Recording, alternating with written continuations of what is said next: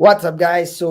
We are back again today on Thursday, and today's topic is about muscle soreness. So before that, let me know how your day is going. So Ashan is here with me today for the live, and how you're doing? Like, are you sore with your muscles after the workout? Like, how are you feeling right now? Uh, not really so because I'm like way into the workout a little bit now. Yeah, It's just that with lower calories, eat something else right now. So it's good. just pushing through. Not a complaint. It is just part of everything. Yes, That's why we exactly. do this. To test Yes. ourselves. Yes, exactly. We love doing this, and that's why we keep on doing it. So the other factor is like rice is a very, very important factor in transformation, or like let's say even a competition. So I just had my rice, and you know how it feels like to have rice during a prep, and it's like one of the amazing feelings. So I'm like fully energetic right now. So today's topic is about muscle soreness. So this is actually based on questions I get asked like from clients myself, and also based on certain beliefs. So we had a voting for that yesterday, and some said yes and some said no.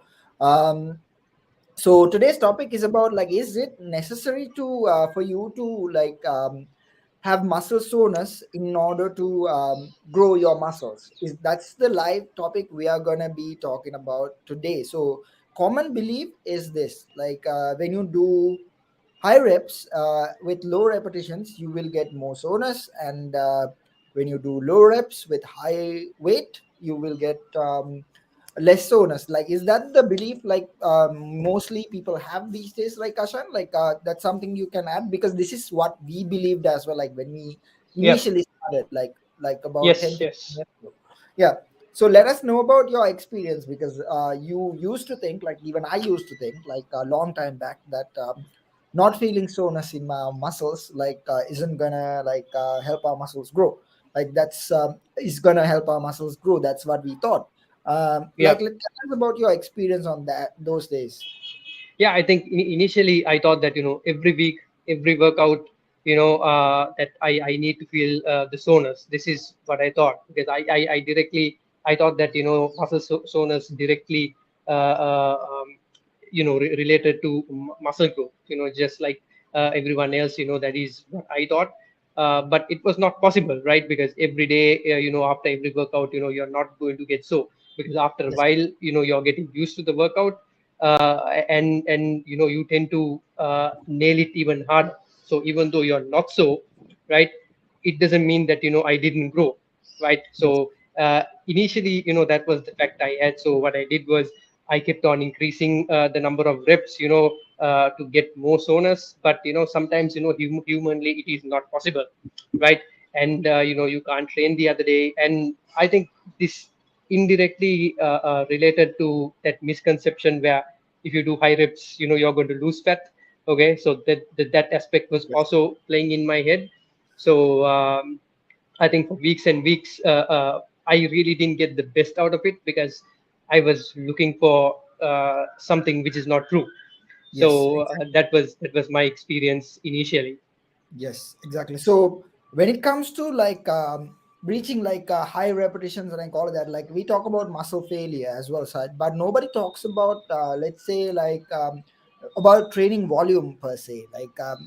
That means like the number of reps you do, number of sets you do with the weight, multiplied by weight, so times your weight. So let's say you do 3 sets of 10 reps with 20 kilos, like the volume would be around like 600. But when you do 7 sets of 3 sets with 40 kilos, let's say it's a bench press, for example, that'll be 820. So see the difference Right. there.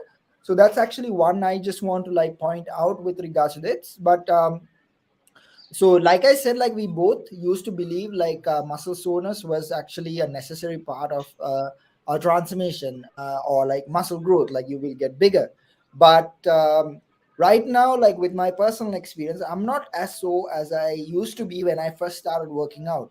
But my growth is like way better right now than what it used to be before. That's evident. That's not that's actually how I feel, and that's what the pictures say when you see it. So first of all, like let's talk about muscle soreness.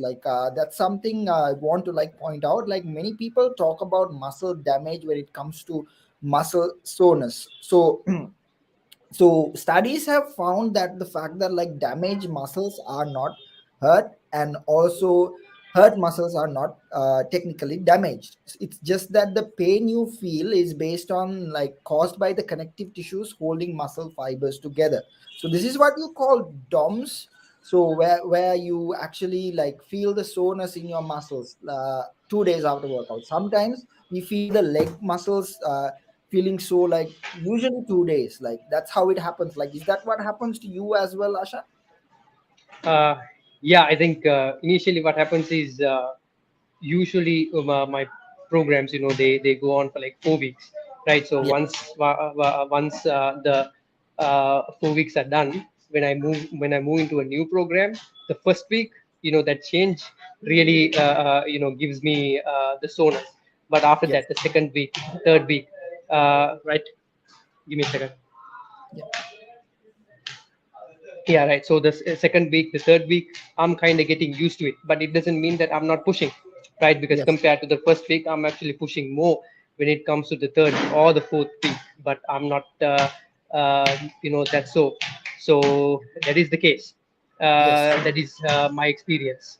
Yes, exactly. So when it comes to DOMS, like it's called delayed onset muscle soreness. So basically, this is what Ashan was talking about. So this is what usually leads into the next question, which is the topic today. Like, does muscle soreness leads towards muscle growth? So when it comes to that, like one of the things we want to point out is the fact that like there's an inverse relationship between the two. Not that it's not a factor for you to like grow, but that's one of the factors. But more so you feel less muscle you build long run. So when it comes to that, three factors you must know with regards to that. So one would be progressive overload, where we actually tell every most of our clients to most of the time to like increase the level of tension of exercise when you push your with either reps or with the weight. So that's what I tell Ashan to do sometimes as well, and as well as the most of the clients. And the next factor is metabolic stress, where you tell your make your body goes towards your failure reps. This is what it means by that. And the last part would be metabolic damage. So that's caused by muscle fibers.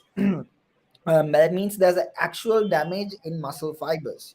So these three factors, the third factor which I spoke about, muscle damage, is like what actually leads you to believe that muscle soreness is necessary for your growth. But what's most important for you to do is actually to find the sweet spot. So when it comes to like going towards that, like one of the things you want to like know is the fact that either doing too little is bad or too much is bad. So if you're not either, if you're at the gym, if you're not pushing yourself toward a level where the last two reps, let's take it in simple terms, like finding the sweet spot between mid-range, extreme, and below that. So usually what you must understand is finding the sweet spot is like to focus on the last two reps of each exercise you do. So that means if you chosen a weight, if the last two reps are like super easy, that means like you haven't chosen the right weight. Exactly. But Yeah. you have chosen the right weight, the last two reps usually is hard. So that's the area you need to push. So you can either push it by increasing the weight slightly, or else you can push by extra rep. So let's say for example, like if you saw the video today, like I failed at 42 with my bench press. I couldn't even do a single rep, but I managed to do 40, like I did more reps in it. So what I had to do, if I did 6 reps last week, my reps were 6. I only had to do 7 in order to do progressive overload. True. So That is true. Yeah. that's one of the other things. And so this proves that muscle soreness isn't like a necessary factor in order to for you to like grow your muscles. So three things you need to know with regards to muscle soreness is the fact that a person who trains on and off infrequently usually gets soreness more, but they don't actually grow muscles as the way they're supposed to grow. And the second factor is muscle soreness decreases, like Ashan says, like when you train more frequently.